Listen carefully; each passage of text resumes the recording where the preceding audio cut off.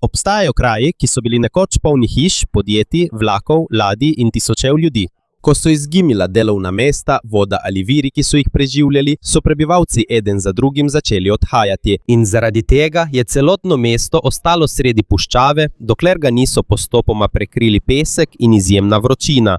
To so pozabljeni kraji, ki so bili nekoč polni življenja, zdaj pa tiho opominjajo, kako hitro lahko izgine ena skupnost. Preden začnemo z razpravo, bi te prosil za en všeček in da se naročiš na naš kanal.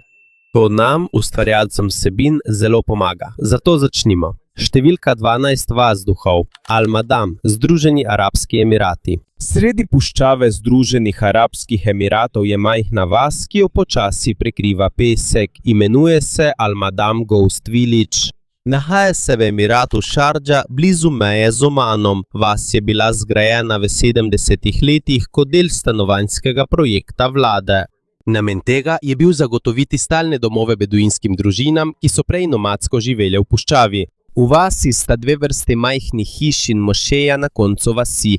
Hiše so preproste, vse so enonadstropne. Hiše imajo ravno streho, ploščice na tleh, kopalnico, kuhinjo in sobe za vso družino. Ko je bilo naselje novo, so bile hiše pisane. Na stenah so bile modra, zelena, rumena in roza barva, toda zdaj je v njih skoraj samo še pesek. Pesek je vstopil skozi okna, vrata in majhne luknje v stenah. V nekaterih hišah sega pesek celo do kolen. V drugih sobah je skoraj polovica stene že prekrita, nekaterih vrat ni več mogoče odpreti, ker je na drugi strani velik kup peska. Toda pa zakaj so vas zapustili? Ni enega jasnega razloga, vendar po mnenju raziskovalcev so prebivalci verjetno imeli težave z življenjem na tem območju. Daleč je od delovnih mest, šol, bolnišnic in večjih trgovin. Tudi oskrba z vodo in elektriko je bila takrat omejena.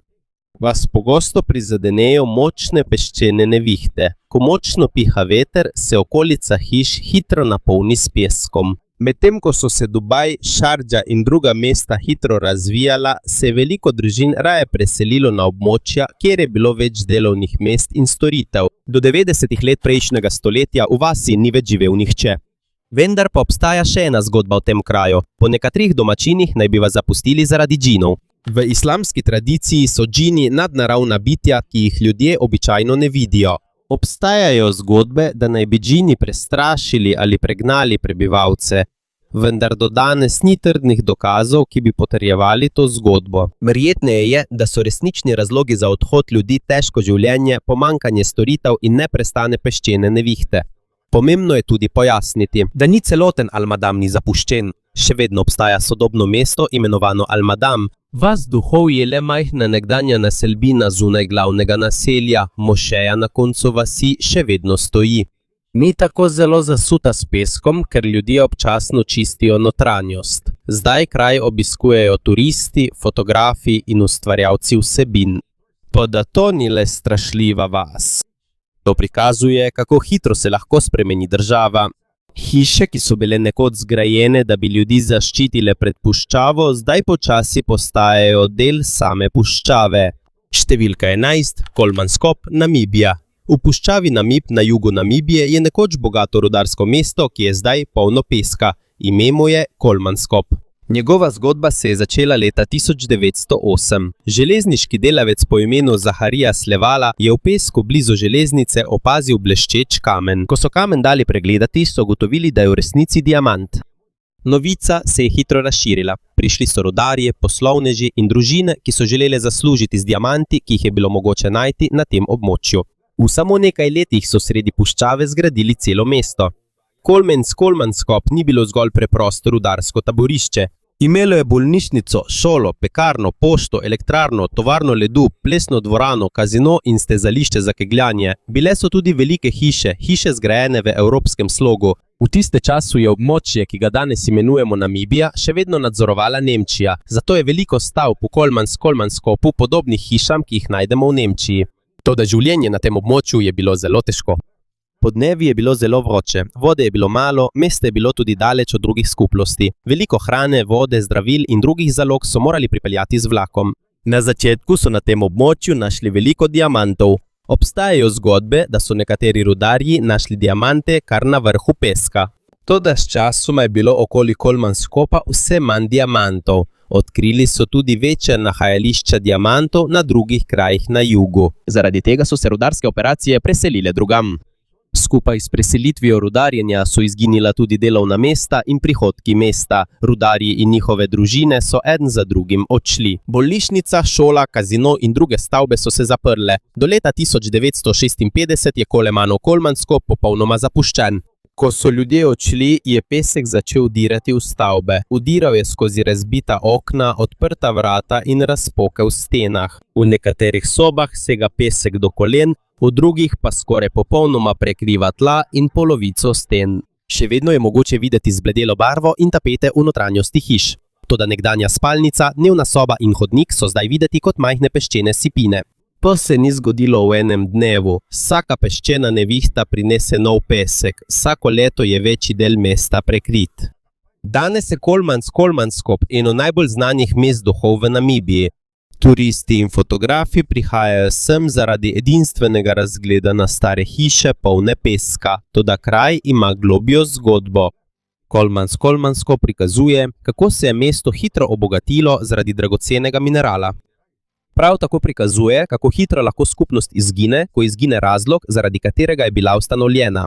Kolmanskop je nastal zaradi diamantov. Ko se je rudarjenje preselilo, so odšli tudi ljudje. In ko ni ostalo nič več, se je puščava tiho vrnila in si ponovno prisvojila celotno mesto. Številka 10 pokopališče ladij RLC Uzbekistan. V puščavi Uzbekistana stojijo velike ladje na pesku. Tja jih niso pripeljali.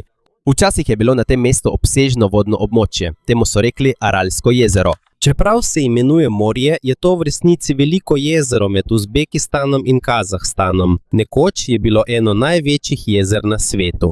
Veliko ljudi je živelo od ribolova. Bili so pristanišča, ribiške ladje, tovorne ladje in tovarne za predelavo rib. Ena od mest, ki so bila odvisna od tega, je bil Mojnak v Uzbekistanu, toda v 60 letih prejšnjega stoletja se je jezero začelo manjšati. Aralsko jezero sta polnili dve veliki reki, Amudarja in Sirdarja. V času Sovjetske zveze je bil velik del vode iz teh rek preusmerjen v namakalne kanale. Voda je bila uporabljena za namakanje obsežnih bombažnih polj v Srednji Aziji. Zaradi tega je v Aralsko jezero priteklo le še malo vode. V nekaj desetletjih se je velik del jezera izsušil. Nekdanje morsko dno je postalo suha puščava, ki jo danes imenujejo Aralkumska puščava. Ko se je voda vse bolj umikala, so na suhi zemlji ostale ladje, ki so bile nekoč zasidrane v Mojnaku. Nekatere ladje so razstavili za staro železo, vendar so druge ostale in popolnoma propadle. To danes imenujejo pokopališče ladij Aralskega morja, vendar niso bile prizadete le ladje. Ker se je jezero zmanjšalo, se je povečala slanost vode, veliko rib je poginilo in ribiška industrija je propadla. Veliko ribicev in tovarniških delavcev je izgubilo službo. Težava je postalo tudi suho morsko dno, v tleh so sol in kemikalije. Ko piha močan veter, se slan prah razširi po hišah in kmetijah. To lahko uniči pridelke in škoduje zdravju ljudi. Aralsko morje ni popolnoma izginilo. V nekaterih njegovih delih je še vedno nekaj vode. V Kazahstanu je jez Kokaral pomagal ohraniti Severno Aralsko morje in povrniti nekatere vrste rib. Toda pa v delu blizu Uzbekistana je še vedno obsežno izsušeno območje. Danes turisti obiskujejo zarjavele ladje v Mojnaku. Niso le nenavadna znamenitost. Jasno so dokaz, kako se lahko celotno območje uniči zaradi napačne uporabe vode. Včasih so te ladje plavale po jezeru, zdaj so zasidrane v pesku. Številka 9, Dalol, mesto duhov, Etiopija. Na severu Etiopije je kraj, ki je izjemno vroč, zelo slan in poln nevarnih kemikalij. Ime mu je Dalol. Nahaja se v Danakilski depresiji, nizki pokrajini v regiji Afar. Velik del tega območja je nižji od morske gladine. Tukaj je zelo malo padavin in izjemno vroče. Temperature pogosto presegajo 40 stopinj Celzija. To so dnevne temperature. V najtoplejšem obdobju lahko temperature dosežejo skoraj 50 stopinj Celzija. Zato je Dalol znan kot eno najtoplejših krajev na svetu. Tudi barva tal je tukaj edinstvena. Okoli lahko vidimo rumene, oranžne, zelene, rdeče in bele dele. Te barve niso barva. Te barve izvirajo iz žvepla, železa, soli in drugih mineralov, ki prihajajo izpod zemlje. Iz razpok prihaja vroča voda in plin. Ko se ti elementi pomešajo z minerali, nastanejo pisani vroči vrelci in majhni bazeni. Nekateri bazeni so zelo kisli in nevarni na dotik. Na tem območju je tudi žveplov plin, zato je vonj zelo močan. Zaradi tega ni varno približevati se brez ustreznega vodnika in opreme. Sredi območja lahko vidimo ostanke starega rudarskega naselja. V začetku 20. stoletja so tu kopali kalijevo sol in navadno sol. Kalijeva sol je mineral, ki se uporablja za izdelavo gnojil. Zgradili so stavbe, železniško progo in opremo za rudarje. Skupnost je bila majhna, saj je bila ustvarjena samo za rudarsko dejavnost. Toda delo v Dalolu je bilo zelo težko. Zelo vroče je, daleč je od večjih mest in težko je dostaviti hrano, vodo, gorivo in druge zaloge. Zaradi težavnosti operacij je rudarjenje postopoma upadlo. Sčasoma so delavci odšli in za seboj pustili stavbe ter opremo. Danes lahko še vedno vidimo nekaj porušenih struktur in zarjavelih strojev sredi prostrane solne puščave. Pomembno je pojasniti, da ni celotna Danakilska depresija zapuščena, a Farci tu že dolgo živijo in potujejo. Obstajajo tudi delavci, ki pridobivajo sol v drugih delih območja. Zapustili so le nekdanjo rudarsko naselbino v Dalolu. Zemlja se tu še vedno nenehno spreminja. Vroča voda in plin še vedno prihajata na površje, minerali se še vedno tvorijo in raztapljajo v okolici. Ljudje so poskušali rudariti na enem najtežjih krajev na svetu. Ko rudarska dejavnost ni bila več smiselna, so odšli. Staro mesto je ostalo, medtem ko toplota, sol, kislina in žveplo še naprej oblikujejo Dalol. Številka 8, Rio Light Ghost Town, Nevada. V puščavi Nevade je bilo mesto, ki je hitro obogatelo in prav tako hitro izginilo. To je Rio Riolite, mesto duhov blizu doline smrti. Mesto je nastalo leta 1904, potem ko sta Shorty Harris in Ed Cross našla zlato. Ko so se razširile novice, je prišlo na tisoče rudarjev in trgovcev. Zgradili so hiše, trgovine, hotele, banke, bolnišnico, operno hišo in železniško postajo. Na vrhuncu je bilo v Rioliteju ocenjeno med 5000 in 10.000 prebivalcev, toda zlata ni bilo toliko, kot so pričakovali. Leta 1907 je v Ameriki prišlo tudi do velike finančne krize. Rudniki so imeli težave pri pridobivanju denarja za nadaljevanje delovanja. Rudniki in podjetja so se zaprli, ljudje so izgubili službe, zato so začeli odhajati. V samo nekaj letih je v nekoč uspešnem mestu živelo le še zelo malo ljudi. Danes so še vedno vidne ostaline banke, železniške postaje, zapora in hiše zgrajene iz steklenic. Danes ljudje obiskujejo Rio Riolit ne zaradi zlata, temveč zaradi njegovih ruševin. Mesto je bilo hitro zgrajeno zaradi obljube bogastva. Ko pa so zlato in denar izginili, je prav tako hitro izginilo tudi celotno mesto. Številka 7, Humberstone in Santa Laura, Čile. V puščavi Atacama v Čilu sta dve stari rudarski mesti imenovani Humberstone in Santa Laura. Zgrajena sta bila za rudarjenje in predelavo salitra ali natrijevega nitrata. Ta mineral se uporablja v gnojilih in eksplozivih. Takrat je bilo povpraševanje po tem mineralu veliko v različnih državah. Zaradi tega je rudarjenje nitrata postalo pomemben posel v Čilu.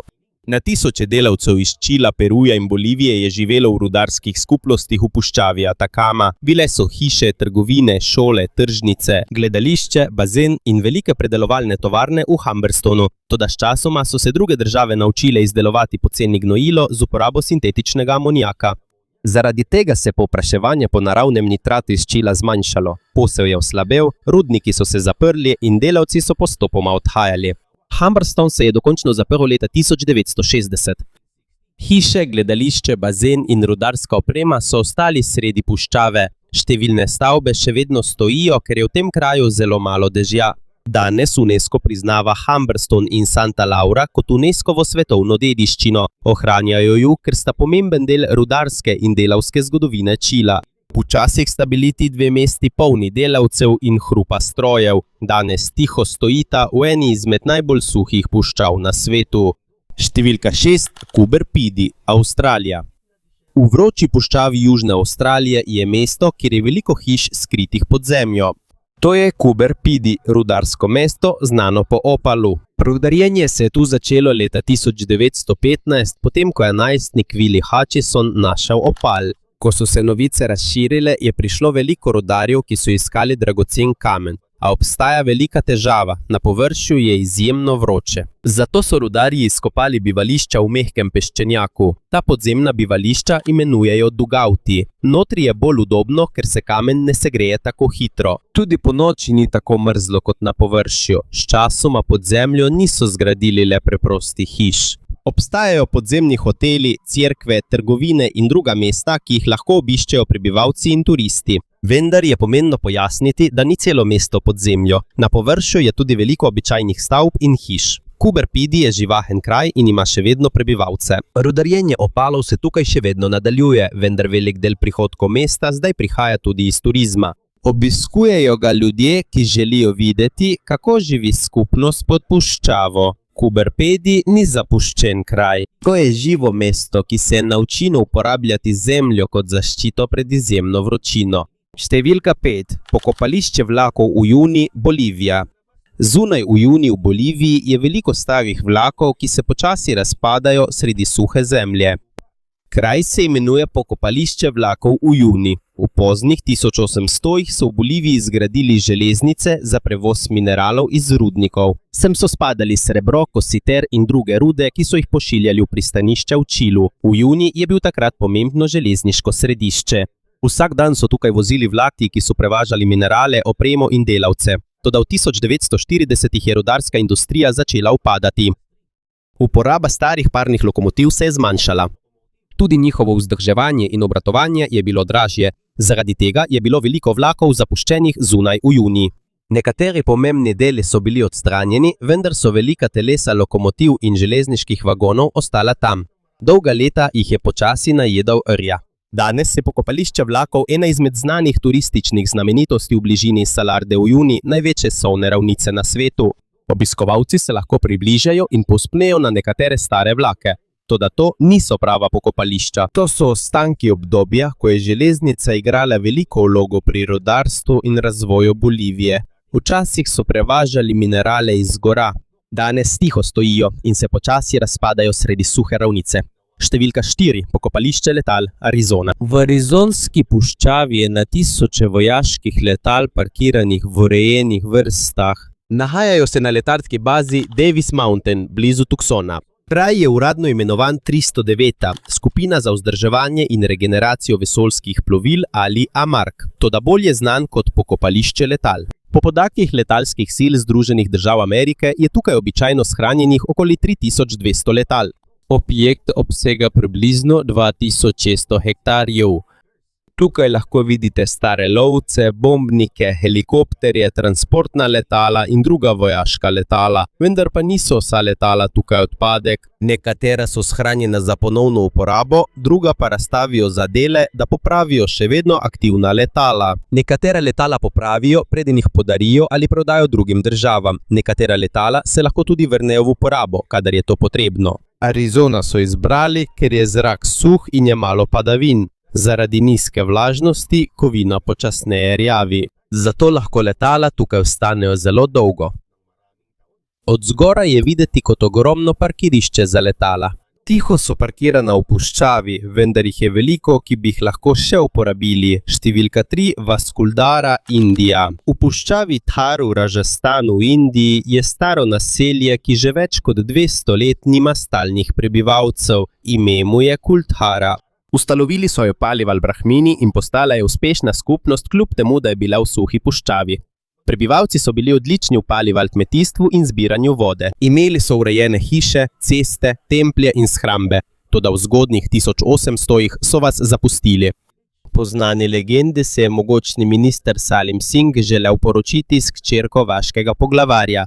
Grozi naj bi jim, da bo kaznoval celo skupnost, če se družina ne bo strinjala. Zaradi tega naj bi prebivalci Kuldare in sosednjih vasi po noči skupaj zapustili kraj. Tako pravi zgodba. Kraj so prekleli, da nihče drug ne bi mogel več tam živeti. Vendar je to le legenda in ni trdnih dokazov, ki bi potrjevali prekletstvo. Možno je, da so ljudje odšli zaradi visokih davkov, pomanjkanja vode, slabšanja življenjskih razmer ali drugih težav na tem območju. Prav tako ni gotovo, ali so vsi odšli v eni sami noči. Danes so še vedno vidni zidovi starih hiš in nekdanja ureditev cest. Večina stavb nima več streh, toda njihovi kamniti zidovi še vedno stojijo. Kuldara je zdaj zaščitena dediščina in privablja številne turiste. Za nekatere je to le staro naselje, ki so ga zapustili zaradi težkega življenja. Toda za tiste, ki verjamejo v legendo, ostaja to preklet kraj, ker nihče več ni živel. Številka 2. Številka 2. Okrožje Kangbashi, notranja Mongolija. V notranji Mongoliji na Kitajskem je sodobno mesto, ki so ga nekoč imenovali mesto duhov. To je okrožje Kangbashi v Ordosu. To ni staro mesto ali zapuščeno rudarsko mesto. To je novo mesto, zgrajeno v zgodnjih 2000-ih. Ordos je včasih veliko zaslužil s premogom in zemeljskim plinom, zato je lokalna vlada zgradila novo upravno središče. Imelo je široke ceste, stanovanjske stolpnice, muzej, šolo, vladno stavbo in nakupovalno območje. Mesto je bilo zgrajeno za zelo veliko prebivalcev, toda v prvih letih se je sem preselilo le malo ljudi. Veliko stavb je bilo dokončanih, vendar je bilo veliko stanovanj in cest skoraj praznih. Zaradi tega so ga mednarodni mediji poimenovali mesto duhov. Vendar ni več pravilno reči, da je Kangbashi zdaj zapuščen. Po uradnem popisu je imelo mesto leta 2020 več kot 118 000 prebivalcev. Šole, pisarne, trgovine in javni prostori se še naprej uporabljajo.